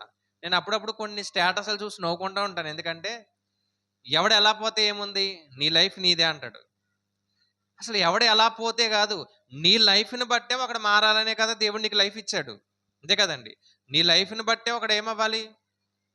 ఇప్పుడు అతను మందిరానికి వెళ్తున్నాడు. ఎంత సాత్వికుడో తెలుసా? అలా ఉండాలిరా అనిపించాలి. నీలా ఒక్కరోజు బ్రతకాలి అని ఒక్కడు మాట్లాడితే చాలండి. మళ్ళీ చెప్తున్నా. మీ దగ్గర ఒక వ్యక్తి వచ్చి, ఒరేయ్ నీకులా ఒక్కరోజు బ్రతికితే చాలురా అని నీ గురించి మాట్లాడాడు అంటే, నీ లైఫ్ చాలా హ్యాపీ అని చెప్తాను. ఒకవేళ అలా ఎవరైనా అన్నారా? మన దగ్గరకొచ్చి అన్నారా అండి? నా దగ్గరకొచ్చి సురేష్ నీకులాగా ఒక్కరోజు బ్రతికితే చాలు అన్నారనుకోండి. అంటే నేను చెప్పే లైఫ్ ఏంటంటే వేరే లైఫ్ కాదు. దేవుడి గురించి చెప్తున్నా, ఆత్మీయంగా చెప్తున్నా. అంటే నీకు మంచి పేరు ఉండాలి. ఇతను చాలా మంచివాడండి, సాత్వికుడండి, కోపం రాదండి, బూతులు మాట్లాడడండి, ఏవండి ఎవరిని తిట్టడండి, దూషించడండి, తన పని చూసుకుంటాడండి, ఏమండి మందిరం అంటాడు, ప్రార్థన అంటాడు, తన పని అంటాడు. తన పనిలో కూడా ఎలా ఉన్నాడు? నమ్మకంగా ఉన్నాడు. ఆ పేరు ఉందండి మనకి? ఉందా? ఆ పేరు నువ్వు సంపాదించుకోవాలి అంటే నువ్వు సామెతల గ్రంథాన్ని చదివితే ఖచ్చితంగా నీకు పేరొస్తది. అందుకే ఏవండి వ్యక్తిగతంగా నీకు మంచి పేరు లేకపోతే మన చుట్టుపక్క మనం తిట్టుకున్నారనుకోండి, ఎందుకంటే లైఫ్ మంచిదా? నీ చుట్టుపక్కోళ్ళే నేను తిట్టుకుంటున్నారనుకోండి, అంటే నేను చెప్పేదేంటంటే నీ మంచితనాన్ని బట్టి కూడా తిట్టుకునేవారున్నారు. నేనది చెప్పట్లే. నీ మంచితనాన్ని బట్టి కూడా. నీ మంచితనం అంటే ఇప్పుడు క్రైస్తవుల వివాహాలు జరిగాయనుకోండి, ముహూర్తాలు చూస్తారు చాలామంది. మీరు చూస్తారో లేదో నాకు తెలీదు కానీ కొంతమంది చూస్తారు. ఇప్పుడు అలా చూస్తున్నప్పుడు మన ఇంట్లో పెద్దోళ్ళు, "ఒరేయ్ తప్పది, అలా చూడకూడదు" అని నువ్వు చెప్పావనుకో, నీ మంచితనాన్ని బట్టి నిన్నేమంటారు? "నీకేం తెలీదు, బైబిల్ చదివేస్తే తెలిసిపోద్దేంటి, లోకాన్ని చదవాలి." అంతేనా? పెద్దలు మాట్లాడే మాట. లోకాన్ని చదవాలి, ముహూర్తాలు చూడకపోతే ఎలాగా? మంచి చూడాలి, చెడు చూడాలంటారు. అప్పుడు లేదు లేదు దేవుడున్నాడు, దేవుడు ప్రకారం వెళ్ళండి, ప్రార్థన చేసుకుని వెళ్ళండి అని మనం మాట్లాడతాం కదా! అప్పుడు మనం నచ్చుతామా? కానీ ఎవరికి నచ్చుతాం? పక్కోళ్ళకి నచ్చుతాం. మన ఇంట్లో వాళ్ళకి నచ్చకపోవచ్చు తెలుసా అండి? కానీ పక్కోళ్ళకి నచ్చుతాం. ఏమంటాడు తెలుసా? ఈయన బైబిల్ పట్టుకున్నాడండి, ప్రార్థనకెళ్తున్నాడు. ఏం చేశాడో తెలుసా? కాలం కాని కాలంలో కూడా ఏవండీ ఏం చేశాడు? శుభకార్యం చేశాడండి. ఇలా ఉండాలండి అని బయటోడు మన గురించి చెప్పుకుంటాడు కదా! ఆ మంచి పేరు కావాలి నీకు. ఆ మంచి పేరు కావాలంటే ఏం కావాలి? నువ్వు ఏ గ్రంథాన్ని చదవాలి? సామెతల గ్రంథాన్ని. అర్థమవుతుందండి? రెండవది చూద్దాం. రెండవ దాంట్లో మంచి ప్రవర్తన ఉండాలి. ఏముండాలి? మంచి ప్రవర్తన ఉండాలి. నీకు మంచి ప్రవర్తన ఉండాలి అంటే, ఇక్కడ నేను కొన్ని పాయింట్ చెప్పాను. ఇంద్రియ నిగ్రహం అనేది ఉండాలి. నియంత్రణ అని కొంచెం మిస్టేక్ పడ్డది. ఇంద్రియ నిగ్రహం ఉండాలి. ఏవండి ఇంద్రియ నిగ్రహాలు తెలుసు కదా! జ్ఞానేంద్రియాలే అంటాం. చెప్పండి జ్ఞానేంద్రియాలు? అక్కడ రాశాను నేను. ఏవండి దాంట్లో మనసు ఫస్ట్‌ది ఉంటది చూసారా? మనస్సు. సామెతల గ్రంథం 16వ అధ్యాయం 32వ వచనంలో తన మనస్సును అదుపు చేసుకొనివాడు ఎలాంటి వాడంట? పాడైపోయినటువంటి ప్రాకారం గురించి మాట్లాడుతూ ఏవండి ఆ ప్రాకారము మనసుతో పోల్చాడు. ప్రాకారాన్ని కట్టుకోవాలంట. ఏ ప్రాకారాన్ని? ఏ ప్రాకారాన్ని? మన మనస్సు అనే ప్రాకారాన్ని కట్టుకోవాలి. చాలామంది ఇక్కడే కూర్చుంటారు. మనసు ఇక్కడ ఉండదు. ఎక్కడుంటది? మన వెల్లంతా తిరిగేత్తది. ఏది? మన మనసే. మొత్తం అంతా తిరుగుతానే ఉంటది. ఇక్కడే కూర్చున్నట్టుగా ఉంటారు. కానీ మన మనసు మాత్రం ఎక్కడుంటది? ఎక్కడో తిరుగుతా ఉంటది. ఒకడికేమో అమ్మాయి చుట్టూ తిరుగుతది. ఒకడికేమో అబ్బాయి చుట్టూ తిరుగుతది. ఇంకొకరికి ఇంకొకరి చుట్టూ తిరుగుతది. మొత్తం మన మనసులో ఏమైతే ఉన్నాయో దాని చుట్టూ తిరుగుతది. కానీ దేని మీద ఉంటది మన ఆసక్తి? దేని మీద ఉండదండి? బైబిల్ మీద ఉండదు. ఒక పావుగంట ఎక్కువయిందనుకోండి, ఆ రోజు పాస్టర్ గారిని తిట్టుకుంటాం మనం. ఎప్పుడు ఏవండీ 1:00కి వదిలేవాడు ఈయన. ఈ రోజు ఎంతయింది? 1:00 ఆయనకి ఆకలి లేదేమో, మాకు ఆకలేయదా? అంటే మన మనసు దేని మీద ఉంది? చూసారండి? అందుకే ఇంద్రియాల్లో నువ్వు మనసును అదుపులో పెట్టుకోవాలి. ఆ మనసును అదుపులో పెట్టుకోకపోతే నీ పురమంతా ఏమవుతది? పాడైపోద్ది. తర్వాత రెండవది నోరు. ఏం కాచుకోవాలంట? ఏం కాచుకోవాలి? ఏం కాచుకోవాలి రాశారు చూడండి. తన నోటిని కాచుకొనివాడు నోరుని కాచుకుంటే చాలండి, ప్రాణాన్ని కాపాడుకోవచ్చు. చాలామంది చూడండి బయట నోరిచ్చుకొని పడిపోతారు. మనం ఏమంటామంటే, ఒరేయ్ ఎవరి నోట్లో అయినా నోరు పెట్టొచ్చు కానీ ఆ పెద్దమ్మ ఇంట్లో ఆ పెద్దమ్మ నోట్లో పెట్టకూడదంటారు. అంటే ఏంటి? తెలుసు కదండి. ఇప్పుడు కుళాయిలు లేవు కదా! మనకి పంపు సెట్ల దగ్గర కూర్చున్నప్పుడు ఎలా పడిపోతారు? అంటే తన నోటిని ఎవరైతే కాచుకుంటారో, వ్యర్థమైన మాటలు రాకుండా ఎవరైతే కాచుకుంటారో, మనం ఎంత తక్కువ మాట్లాడితే అంత మంచిదండి. మరలా చెప్తున్నా. మీరు ఎంత తక్కువ మాట్లాడితే మీ జీవితం అంత బలంగా ఉంటది. మీరు ఎంత ఎక్కువ మాట్లాడితే మీ జీవితం అంత నాశనం అయిపోద్ది. అందుకే ఇంద్రియ నిగ్రహణ అనేది చాలా ముఖ్యం. నోటిని కాపాడుకోండి. వ్యర్థంగా మాట్లాడకండి. మాటలు వదిలేయొద్దండి. మాటలు వదిలేయొద్దు. యాకోబు గారు మాట్లాడితే ఏమంటారంటే ఆహ్, మాట్లాడుటకు నిదానించు, కోపించుటకు నిదానించు, వినుటకు వేగిరపడు అన్నాడు. అంటే నీ మాట ఎలా ఉండాలి? ఎలా ఉండాలి? చాలా జాగ్రత్తగా ఉండాలి. ఎందుకంటే క్రీస్తు వచ్చినప్పుడంట నువ్వు మాట్లాడిన ప్రతి మాట ఆయనకి లెక్క చెప్పాలి. ఏమండి? మూడవది కన్ను. సామెతల గ్రంథం 4 అధ్యాయము 25వ వచనంలో రాశారు ఏమనంటే, నీ కన్నులు ఎలా ఉండాలి? దేన్ని చూడాలి? యోబు గారంట ఒక నిబంధన చేసుకున్నారంట. ఏమని? నా కన్నులతో నేను నిబంధన చేసుకున్నాను. ఏమనంటే, నా కన్నులతో నేను కన్యకని ఎలా చూస్తాను? అది తప్పు కదా! అది పాపం కదా! కాబట్టి నా కన్నులకే నేనేం పెట్టాను? నిబంధన చేశాను. ఈరోజు మనం చెడిపోవడానికి మెయిన్ కారణం యవ్వనస్తులు. మెయిన్ కారణం మీ కళ్ళే. చూసిందల్లా కావాలనుకుంటాం. ఏమండి? వ్యర్థమైన వాటిని చూస్తాం. వ్యర్థమైన వాటిని ఏం చేస్తాం? చూస్తామా లేదా? మనం సాధారణంగా మనకి కొంత టైం దొరికిందనుకోండి, ఒక 10 నిమిషాలు. మనం ఓపెన్ చేసేది రీల్స్ ఓపెన్ చేస్తాం. అంతే కదా! రీల్సేనా? ఇంకేమన్నా ఓపెన్ చేస్తామా? అదేంటో మందిరాల్లో కూర్చున్నప్పుడు కూడా ఓపెన్ చేస్తారు కొంతమంది. మొన్న ఒక బ్రదరు అనుకుంటే ఎవరో గాని నేనిక్కడ వాకింగ్ చెప్తున్నాను. వాకింగ్ చెప్తుంటే ఆయన సేమ్ అదే టైంలో స్టేటస్ కనిపించింది నాకు. అంటే తర్వాత స్టేటస్ చూస్తాం కదా! ఏ టైంలో పెట్టాడనేది. ఇప్పుడు ఏ 10 గంటలో వాకింగ్ చెప్తున్నాననుకోండి. అదే టైంలో ఆయన బయట కూర్చున్నాడనుకోండి. లేదా లోపల కూర్చున్నాడు. స్టేటస్ కూడా ఏ టైంకుంది? అంటే దేని మీద ఆసక్తి ఉంది ఆయనకి? ఆ టైంలో స్టేటస్ పెట్టేయాలి ఏదోటి. ఏదో చూసాడు మొత్తానికి రీలు. ఆ రీల్‌ని ఏం చేయాలి ఇప్పుడు? ఉంటారా అలాంటోళ్ళు? ఉంటారు కదండీ! ఆ రీల్స్‌లో మంచివి వస్తాయి, చెడు వస్తాయి. మనకు ఉపయోగపడేవి వస్తాయి, ఉపయోగం లేనివి వస్తాయి. అంతే కదండీ! ఉపయోగపడేవి వస్తాయి. దేవుని పాటలు వస్తాయి, దెయ్యం పాటలు వస్తాయి. అన్నీ వస్తాయి. మనకి ఏది ఉపయోగకరమో దాన్ని ఇలా గెంటుతాం. అర్థమైందా నేను చెప్పింది? మనకి ఏది ఉపయోగకరమో దాన్ని ఏం చేస్తాం? ఇలా గెంటుతాం. ఏది ఉపయోగం లేదో దాన్ని ఏం చేస్తాం? అంతే కదా! దాన్ని చూడడమే కాదంట, దాన్ని మైండ్‌లోకి పెట్టుకునేవారు చాలామందున్నారు. ఇంకా చెప్పాలంటే రీల్స్ చేసేవాళ్ళు కూడా ఉన్నారు క్రైస్తవుల్లోనే. మరి వాళ్ళని ఏమనాలో నాకు తెలీదు. అర్థమైందండి? కన్ను చాలా జాగ్రత్తగా ఉండాలి. చాలా ఇంపార్టెంట్. నీ కన్ను చెడిపోతే నీ దేహమంతా చెడిపోతది. నెక్స్ట్ పాయింట్ ఏంటంటే కోపమండి. కొంతమందికి ముక్కు మీద ఉంటది కోపం. సడెన్‌గా వచ్చేస్తది కోపం. ఎందుకొస్తదో తెలీదు. తెలుసా అండి? ఎందుకొస్తదో తెలీదు. అసలు ఎందుకు కోపం వచ్చిందో వాళ్ళకి తెలుసుకోవడానికే 2 రోజులు పడతది. అసలు ఎందుకు కోపం వచ్చిందో వాళ్ళకే అర్థం కాదు. ప్రతి దానికి కోపగించేవాళ్ళున్నారు. ఏవండీ మీరు కోపం ఎక్కువ పెంచుకోవడం వల్ల మీ శరీరమే పాడైపోద్ది. మళ్ళా చెప్తున్నా. మీరు మచ్చరపడడం వల్ల ఏం పాడైపోద్దంట? ఏం పాడైపోతది? మచ్చరము ఎముకలకు కుళ్ళు అన్నాడా లేదా? అంటే నీ కోపం వల్ల ఏం పాడైపోతది అంటే నీ జీవితం నాశనం అయిపోద్ది. నెక్స్ట్ పాయింట్‌కి వెళ్దాం. నీ పాదాలు ఎలా ఉండాలి? నీ పాదాలు 4 అధ్యాయంలో రాయబడింది. కుడికిని, ఎడమకును తొలగకము, చెడుని విడిచిపెట్టు. అంటే నీ అడుగులు దేని మీద ఉండాలి? దేని మీద ఉండాలి? చెప్పండి. దేని మీద ఉండాలి? నీ అడుగులు, నీ పాదాలు మందిరం వైపుకు వెళ్ళాలంట. ఆత్మీయ జీవితం వైపుకు వెళ్ళాలంట.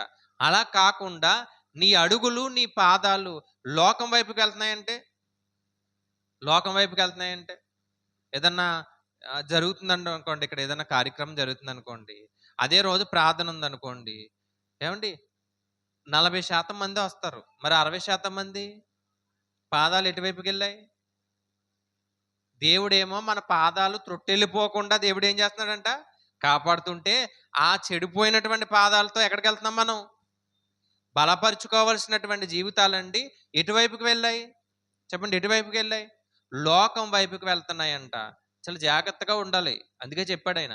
నీ పాదాలు కుడికి కానీ రెండవది దుష్టుల మార్గంలో నడవక అన్నాడు. దుష్టుల మార్గానికి వెళ్ళకు.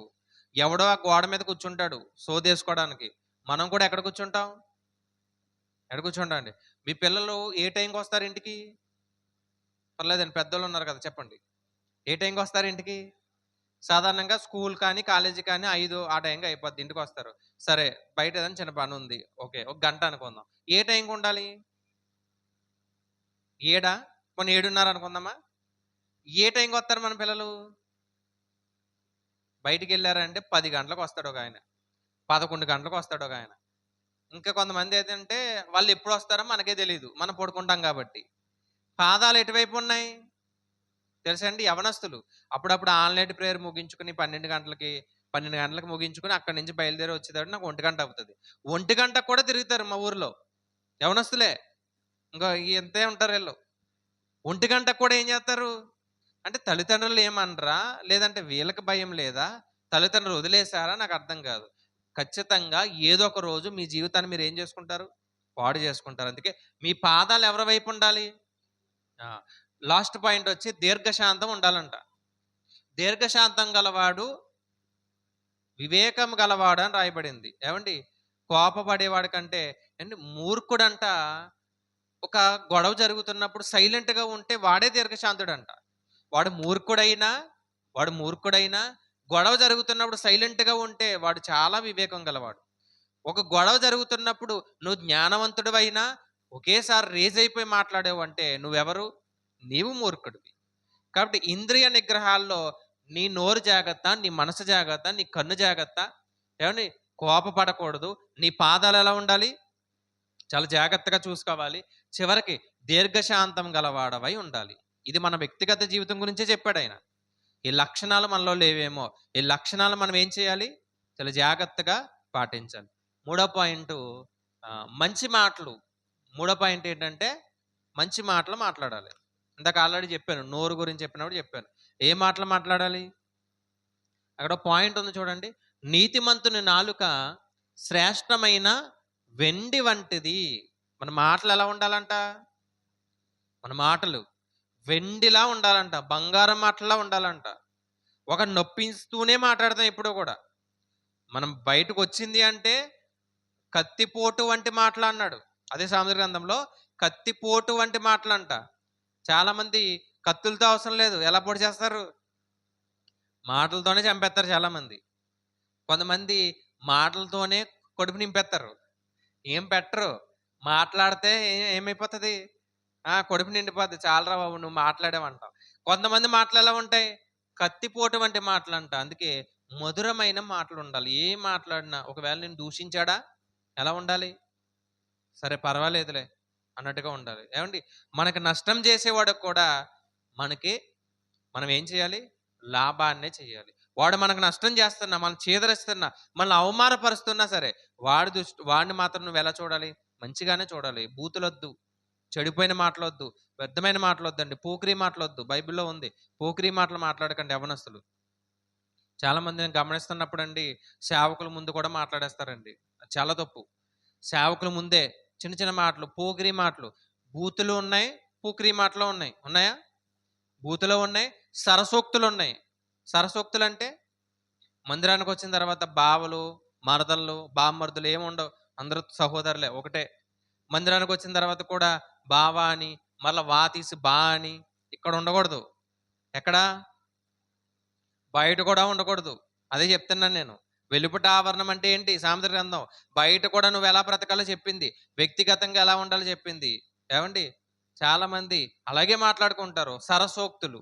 ఒకరిని చూసి కించపరిచే మాటలు, ఒకరిని చూసి ఎగతాళిగా మాట్లాడే మాటలు, పొట్టిగా ఉంటే హేళన చేయడం, ఏమన్నా లావుగా ఉంటే హేళన చేయడం. ఈ మాటలొద్దు. జారత్వంతో కూడిన మాటలొద్దు. చాలా జాగ్రత్తగా ఉండాలి. నాలుగో పాయింట్ ఏంటంటే మంచి స్నేహితులు ఉండాలి. ఉన్నారా మీకు మంచి స్నేహితులు? ఉన్నారా అండి? ఒకవేళ ఉంటే ఒకసారి చెయ్యెత్తండి. నాకు మంచి స్నేహితులు ఉన్నారండి అన్నవాళ్ళు. ఆ అన్నయ్య ఎత్తాడు. శ్రీలక్ష్మి ఎత్తింది. ఏం మీకు లేరా స్నేహితులు ఎవరు లేరా? ఉన్నారా స్నేహితులు? ఉన్నారండి. పెద్దోళ్ళకి కూడా ఉంటారు కదా! స్నేహితులు ఉన్నారా? అందులో మంచోళ్ళు లేరా? ఉంటారండి. ఖచ్చితంగా ఉంటారు. సంఘంలో ఉంటారు. సర్లే మీకు ఎవ్వరు కూడా మంచి స్నేహితులు కనిపించలేదనుకోండి. బైబిల్‌లో ఒక ఆయన ఉన్నాడు మంచి స్నేహితుడు. ఎవరైనా? యేసుక్రీస్తు వారు. ఆయనతో స్నేహం చెయ్యండి. ఇక్కడ పాయింట్ ఉంది చూడండి. జ్ఞానులతో నడిచిన వాడు జ్ఞాని అగును. 17వ అధ్యాయంలో స్నేహితుడు అన్ని వేళల యందు ప్రేమించును. 27వ అధ్యాయంలో ఇనుమును పదును పెట్టినట్లు మనిషి తన స్నేహితుణ్ణి. చాలా మందికి మందిరానికి రావడానికి ఇష్టం ఉండదు. అండ్ నీ పక్కోడు ఏం చేస్తాడంటే, ఇంటి దగ్గర కూర్చొని ఏం చేస్తావు రా అని లాక్కుని వస్తాడు. ఆడే మంచి స్నేహితుడు. నువ్వు మందిరానికి వెళ్తున్నప్పుడు కూడా నిన్ను చెడగొట్టి బయటికి తీసుకెళ్తాడు కదా, వాడు వాడు ఇంకా మంచి స్నేహితుడు అనమాట. అర్థమైందండి? నువ్వు మందిరానికి రాకుండా ఉంటే నిన్ను మందిరాన్ని తీసుకొచ్చిన వాడే మంచి స్నేహితుడు. ఎందుకంటే ప్రేమ అనేది ఒకటి ఉంది కదా. ఏమండి, నేను లోక ప్రేమ చెప్పట్లే, స్నేహితుల మధ్య ప్రేమ. ఆ ప్రేమ నీ పాపాలని, నీ దోషాలను కూడా ఏం చేస్తుందంట. స్నేహితుడిని, ఒక మంచి స్నేహితుడు ఉంటే చాలండి, చాలా బాగుంటుంది. నెత్తుక్కోండి ఖచ్చితంగా. ఖచ్చితంగా మన స్కూల్లో నాకు తెలిసి మంచి స్నేహితులు ఎక్కడ దొరుకుతారంటే మన స్కూల్ డేస్లోనే దొరుకుతారు, కాలేజీలో కూడా కాదు. 10th లోపు దొరుకుతారు, వాళ్ళే మంచి స్నేహితులు. ఎందుకంటే మనం తిట్టినా పడతారు, మనం కొట్టినా పడతారు, మనం చాలా బాగా చూసుకునే వాళ్ళు ఉంటారు. ఉంటారా లేదా? దావీదు గారికి ఒక మంచి స్నేహితుడు దొరికారంట. ఎవరండి చెప్పండి గట్టిగా. యోనాతాన్. ఏమండి, యోబు గారికి ఉన్నారా స్నేహితులు? యోబు గారికి కూడా మంచి స్నేహితులే ఉన్నారు, కానీ మూర్ఖులు అయిపోయారు వాళ్ళు. 7 దినాలు ఏడ్చారండి యోబు గారికి వచ్చిన శ్రమను బట్టి. 7 దినాలు ఏడ్చారండి. అలా ఏడ్చే వాళ్ళు ఎవరు ఉంటారండి మన గురించి? అయ్యో ఇంత కష్టం వచ్చిందా అని. తర్వాత కొంచెం వ్యంగ్యంగా మాట్లాడినా 7 దినాలు ఏడ్చారంట. నీ కష్టంలో నీకు తోడు ఉండేవాడు కావాలి, నీ బాధలో నీకు తోడు ఉండేవాడు కావాలి. అలాంటి ఒక్క స్నేహితుడు ఉన్నా చాలండి, మన లైఫ్ చాలా బాగుంటుంది. ఒకవేళ లేకపోతే నెతకండి. ఒకవేళ నీకు అవసరం లేదు మనుషులతో అనుకుంటే, యేసుక్రీస్తు వారే మనకెవరు? మంచి స్నేహితుడు. నీ కష్టంలో, నీ బాధలో, నీ సంతోషంలో, నీ మేలులో, ప్రతి దాంట్లో నీకు తోడుండేవారు ఎవరు? అలాంటి స్నేహితుడు ఒక్కడు చాలు. మీకు ఉంటే చాలా మంచిది. ఏమండి, మీకు ఉంటే చాలా మంచిది. మీకు చెడు స్నేహాలు ఉన్నాయేమో, దాన్ని ఏం చేయాలి? తొలగించండి. దుష్ట సాంగత్యము ఏం చేస్తుందంట? ఏం చేస్తుంది? దుష్టులతో సాంగత్యం చేస్తే మీకున్నటువంటి మంచి ప్రవర్తన కూడా ఏమవుతుంది? పూర్తిగా నాశనం అయిపోతారు. అందుకే మంచివారితోనే చేయండి. నాకు తెలిసినంత వరకు మంచివారు మీకు సంఘంలోనే దొరుకుతారు, ఇంకెక్కడ దొరకరు. దొరుకుతారా? దొరకరు, ఇక్కడే దొరుకుతారు. ఇంకా చెప్పాలి అంటే మీకు మంచి స్నేహితుడు మీ కాపరి, మీకు మంచి స్నేహితురాలు ఏమండి మీ సేవకురాలు. వాళ్ళే మంచివాళ్ళు. మీ గురించి కన్నీరు కార్చేవారు వాళ్ళే, మీ గురించి మోకరించే వాళ్ళు వాళ్ళే, మీ గురించి ఏడ్చేవారు వాళ్ళే, మిమ్మల్ని మంచి దారిలో తీసుకొచ్చేది ఎవరు? వాళ్ళే. మరియమ్మ గారికి మంచి స్నేహితులు ఎవరు? కన్యక అయినటువంటి మరియమ్మ గారికి, యేసుక్రీస్తు వారి యొక్క తల్లి గారికి మంచి స్నేహితురాలు ఉందంటే ఎవరు? ఎలిజబెత్ గారు. ఆమె వయసు ఎక్కడా, ఈమె వయసు ఎక్కడా, కానీ మంచి స్నేహితులు వాళ్ళు. అలాంటి స్నేహాన్ని నెత్తుకుంటే నీ వ్యక్తిగత జీవితం చాలా బాగుంటుంది. నీ కష్టం వారికి చెప్పు, నీ బాధ వారికి చెప్పు. ఏమండి, నీ సమస్య వారికి చెప్పు. వాళ్ళు బాధపడతారు, వారు కన్నీరు కారుస్తారు, వారు దేవుడి దగ్గర పెడతారు. నీ సమస్యకి ఒక పరిష్కారాన్ని ఎవరు తెస్తారు? వారే తెస్తారు. ఇంకా లాస్ట్ పాయింట్ వచ్చి మంచి పనితనం ఉండాలి. కనిపిస్తుందండి ఇది? మంచి పనితనం. సామెతల గ్రంథం 10వ అధ్యాయం 4వ వచనము, 12వ అధ్యాయం 24వ వచనము, 22వ అధ్యాయం 29వ వచనంలో మంచి పనితనం ఉండాలి. మంచి పనితనం అంటే బద్ధకించకూడదంట. చేసే పనిలో బద్ధకం ఉండకూడదంట. చేసే పని చిన్నదా పెద్దదా, నువ్వు చేయాల్సిన పని ఎంత టైం చేస్తున్నావో అంత టైం కంప్లీట్గా చెయ్యి. నీ యజమానిని మోసపరచుకో. అర్థమైందండి? నువ్వు చేసే పనిలో నీకు యజమాని ఉంటాడా? ఉంటాడు కదా, మనకి బాస్ ఉంటాడు కదా, ఒక సార్ ఉంటాడు కదా. సార్ని ఎప్పుడు మోసం చేయకూడదంట. అర్థమైందండి? యజమాని మోసం చేయకూడదు. చేసే పనిలో కూడా ఎలాంటిది ఉండాలి? ఒకసారి చివరగా మాట చెప్పి ముగిస్తాను. సామెతల గ్రంథము మన ఆదివారం ఒక అంశాన్ని మాట్లాడాను. ఏంటంటే దరిద్రతకి కారణాలు ఏంటి అని ఒక 8 పాయింట్లు మాట్లాడాను సామెతల గ్రంథంలో. పొలమూరు సంఘంలో దరిద్రతకి కారణాలు ఏంటని మాట్లాడాను. అందులో ఒక పాయింట్ చెప్పాను. ఏంటంటే సామెతల గ్రంథం 6వ అధ్యాయం 10వ వచనంలో, ఇక కొంచెము నిద్రించదనని, కొంచెము కొనిగదనని, కొంచెం సేపు చేతులు ముడుచుకొని పనుండుదనని నీవు అనుకుందాం, అందుచేత దోపిడీగాడు వచ్చినట్లు ఏమొస్తుందంట? అర్థమైందండి? పని చేసుకునే ఏ పనైనా కానివ్వండి, కూలి పనా, ఉద్యోగమా, వ్యాపారమా, ఏ పనైనా కానివ్వండి, ఆ పనిలో నమ్మకంగా చేయండి. అదే మిమ్మల్ని కాపాడుతుంది. అర్థమైందండి? అదే మిమ్మల్ని కాపాడుతుంది. అదే మీ యొక్క ఆర్థిక స్థితిని కూడా పెంచుతుంది. ఒక 10,000 సరే నమ్మకంగా చేయండి, మరొక చోట అదే పని మీకు దొరుకుతది. ఒక 15,000 వస్తాయి. నమ్మకంగా చేయండి. దేవుడు ఆశీర్వదిస్తాడు. ఒక 20,000 వస్తాయి. నమ్మకంగా చేయండి. 30 వస్తాయి. అదే పనిలో నువ్వు నమ్మకంగా చెయి. బద్ధకించకుండా చెయి. అర్థమైందండి? చాలామంది ఇంకా పడుకుందాం, ఇంకా పడుకుందాం అనుకుంటారు కదా! ఎవరొస్తారంట? ఆ! దరిద్ర దేవత అంటాం గదా! ఏవండీ? అలాంటి దేవతలేమి లేవు గానీ, దారిద్రత దోపిడీగాడొచ్చినట్టు వస్తదంట. చాలా మందిని మీరు గమనించండి. ఉదయం పని మన కూలి పనులు చేసుకుంటున్నారు గదా! ఇక్కడ ఉన్నారు కదా! కూలి పనులు చేసుకునే వారు ఏ టైంకెళ్ళాలి? ఏ టైంకెళ్ళాలి? ఇప్పుడు ఒక తాపీ మేస్త్రి ఉన్నాడనుకోండి. ఏవండీ? లేదా కూలి పని చేసుకునే వాళ్ళు ఉన్నారనుకోండి. సిమెంట్ పని చేసుకునేవారు, ఇల్లులు కట్టేవాళ్ళు ఉంటారు కదా! ఏ టైంకెళ్ళాలి? 8:30 అన్నారు. ఇంకా? ఇంకా? ఏవండీ? ఉదయం రామచంద్రపురంలో మార్కెట్ సెంటర్‌లో ఉదయం 6 గంటలకి దగ్గర దగ్గర ఒక 50 మందుంటారు. ఎందుకెళ్తారో తెలుసా అండి? ఉదయం 6 గంటలకు అక్కడికెళ్తే పనులకి పిలిచేవారొస్తారు. పనులకి పిలిచేవారొస్తారు. మేస్త్రి కానివ్వండి, లేదా సొంతంగా యజమానులు కానివ్వండి వచ్చి, "ఇంగో ఈ పనుందండి. ఒక గోడ కట్టాలి వస్తారా?" అంటే, "ఆ! కడతామండి. ఒక 5గురు కావాలి దానికి." నేను ఏర్పాటు చేస్తాను కదా! అని అక్కడున్న వారిని ఒక 5గురిని ఏం చేస్తాడాయన? అదే మీరు 9 గంటలకెళ్లారనుకోండి. ఎవడన్నా తీసుకుంటాడా మిమ్మల్ని? 9 గంటలకెళ్ళి ఏ పని దొరకలేదు. నాకని ఇంటికొచ్చేత్తారు చాలామంది. తెలుసా అండి? ఒక తెలిసిన బ్రదర్ ఉన్నాడు. ఆటో నడుపుతాడనుకుంటా. ఆయన 10 గంటలకెళ్తాడు. 10 గంటలకెళ్ళి ఏ కిరాయి లేదని వచ్చేత్తాడు. నువ్వు పొద్దున్నే ఎళ్తే నీకేం దొరుకుతది? అంతే కదండీ! ఏదో ఒక కిరాయి దొరుకుతది. ఎళ్లి ఏదో ఒక చోట ఇప్పుడు ఆటోలు నడిపే వాళ్ళ బ్రదర్స్ ఉన్నారు కదండీ! ఏదో ఒక చోట నుంచుంటే అవుతదా? ఎక్కడో ఒక చోటకెళ్ళిపోయి మూలకెళ్ళి అక్కడ కూర్చుంటే అవుతదా? ఏం చేయాలి? వాళ్ళకంటూ ఒక సెంటర్ ఉంటది. అంతే కదా! ఒక యూనియన్ ఉంటది.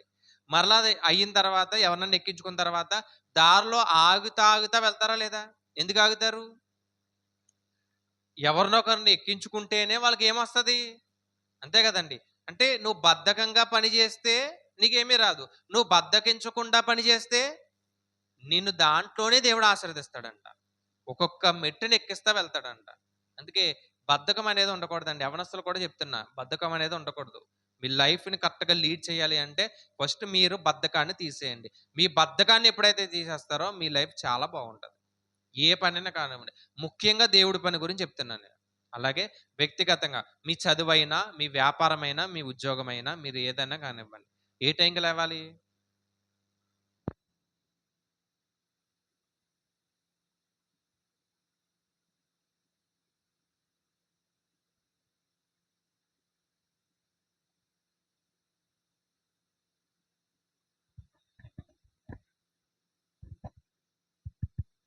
ప్రతి దాంట్లో ఏమొస్తది? విజయం అనేదొస్తది.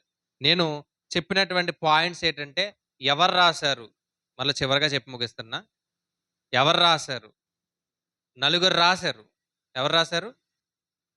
మంచి ప్రవర్తన ఉండాలి. ఇంద్రియ నిగ్రహం అనేది ఉండాలి. పాదాలు, నోరు, కోపము, ఏవండీ? కళ్ళు, దీర్ఘశాంతం ఇవన్నీ చాలా జాగ్రత్తగా కాపాడుకోవాలి. నెక్స్టు మంచి మాటలు, వ్యర్థమైన మాటలొద్దు. పోకిరీ మాటలొద్దు. జారత్వంతో కూడిన మాటలొద్దు. సరసోక్తులొద్దు. అలాగే నీ స్నేహితుడిని బట్టే నీ జీవితం కూడా ఆధారపడి ఉంటది. అర్థమైందండి? మంచి స్నేహితుల్ని ఎతుక్కోండి. మందిరాల్లోనే వెతుక్కోండి. నెక్స్టు బద్ధకించకుండా పని చేద్దాం. దేవుడు ఆశీర్వదిస్తాడు. బద్ధకిస్తూ పని చేస్తే జీవితంలో ఎప్పటికీ మన ఎదగలు. ఏ పనైనా కానివ్వండి. చిన్నదా, పెద్దదా అని కాదు నేను చెప్పేది. ఏ పనైనా కానివ్వండి. నువ్వు రైతువా, కూలి పని చేసుకుంటావా, సిమెంట్ పని చేస్తావా, ఉద్యోగం చేస్తావా, వ్యాపారం చేస్తావా, బద్ధకించకుండా చెయ్యి. దేవుడు పని వదిలేసి కాదు. దేవుడు పని చేస్తూ బద్ధకించకుండా నీ పనిని నువ్వు కరెక్ట్‌గా చేయగలిగితే నీ లైఫ్‌లో ఎప్పుడూ కూడా నీకేముండదు? దరిద్రత అనేది ఉండదు. అర్థమైందండి? ప్రార్థన చేద్దాం. మిగిలిన 3 మరలా అవకాశం ఉంటే వచ్చే నెలలో ఎప్పుడన్నా మనం ప్లాన్ చేసుకొని మాట్లాడుకునే ప్రయత్నం చేద్దాం. ఏవండీ? ముగింపు ప్రార్థన చేసుకుందాం. దయ కలిగిన మా కన్న తండ్రి, మీ ఘనమైన, ఉన్నతమైన నామమునకు వందనములు. అయ్యా మీ యొక్క ఉన్నతమైన కృపను బట్టి మమ్మల్ని కాచి కాపాడిన రీతిని బట్టి వందనములు. కేవలం వినివారు మాత్రమే ఉండి మమ్మల్ని మేము మోసం చేసుకోకుండా వాక్యానుసారంగా తండ్రి బ్రతుకుటకు సహాయం దయచేస్తారని తండ్రి కోరుచున్నాం. విన్న వాక్యాన్ని విడిచిపెట్టేవారుగా కాకుండా హృదయాల్లో తండ్రి దేవ వాటిని భద్రం చేసుకొని నీ కొరకు బ్రతికేటటువంటి జీవితాలను అందరికీ దయచేయండి. ఈరోజు ఈ కూడిక ఇటు రీతిగా ఏర్పాటు చేయడానికి అయ్యా సహాయం చేసినటువంటి అయ్యా సంఘ కాపరి గారిని, వారి కుటుంబాన్ని, సంఘ బిడ్డలని దీవించండి, ఆశీర్వదించండి. కొన్ని మాటలు నేర్చుకున్నాం. నీ చిత్తమైతే వచ్చే నెలలో మరలా మరికొన్ని మాటలు నేర్చుకోవడానికి దైవ కృప చూపిస్తారని తండ్రి కోరుచున్నాం తండ్రి. దేవ కూడి వచ్చినటువంటి బిడ్డలందరినీ బలపరచండి. యవనస్తులు విన్న వాక్యాన్ని విడిచిపెట్టకుండా వాక్యానుసారంగా బ్రతుకుటకు దేవ సహాయం దయచేస్తారని, మరలా మేము తిరిగి వెళ్ళుచుండగా మా యొక్క మార్గంలో తోడుగా ఉండి నడిపిస్తారని తండ్రి కోరుచు ఈ యొక్క ప్రార్థన క్రీస్తు నామమును బట్టి అడిగి వేడుకుంటున్నాం పరమ తండ్రి. ఆమేన్. తండ్రి అయిన దేవుని ప్రేమ, యేసుక్రీస్తు వారి యొక్క కృప, పరిశుద్ధాత్మ దేవుని యొక్క సహవాసం మనందరికీ సదాకాలము తోడుగా ఉండి నడిపించునుగాక. ఆమేన్. అందరికీ వందనాలు. ఇవి శాంతికి పంపిస్తానండి. తను మీకు షేర్ చేస్తాడు.